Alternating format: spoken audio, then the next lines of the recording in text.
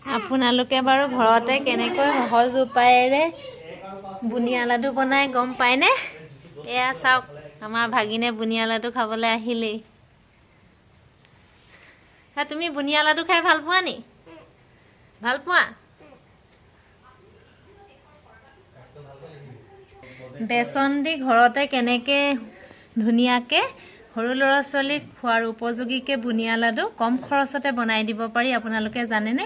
পিছত আপোনালোকক সম্পূৰ্ণ এটা ভিডিঅ' আগবঢ়াম, কিন্তু আপোনালোকক কেনেকৈনো বনাব সেইটো দুআষাৰ আপোনালোকক কৈ দিবলৈ চেষ্টা কৰিছোঁ।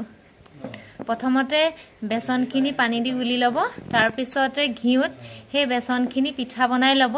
পিঠা বনাই লোৱাৰ পিছত ঠাণ্ডা হ'বলৈ ৰাখি দিব, আৰু ঠাণ্ডা হ'বলৈ দিয়াৰ পাছত ঠাণ্ডা হোৱাৰ পাছত সেইখিনি মিক্সাৰত মাৰি দিব। তাৰপিছত মিক্সাৰত মৰাৰ পিছত যিখিনি গ্ৰাইণ্ড হৈ যাব, গ্ৰাইণ্ড হোৱাখিনি আপোনালোকে তাত ইলাইচিও দিব পাৰে বা লঙো দিব পাৰে, আৰু ফুড কালাৰ ব্যৱহাৰ কৰোঁ বুলিলে ফুড কালাৰো আপোনালোকে ব্যৱহাৰ কৰিব পাৰে।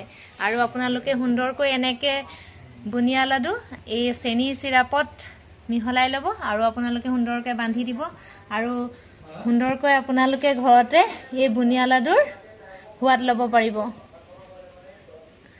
আজিলৈ তেনেহ'লে আমি চাহৰ জুতিটো এনেকেই লওঁ, আৰু আপোনালোকেও ঘৰত বনাই চাব।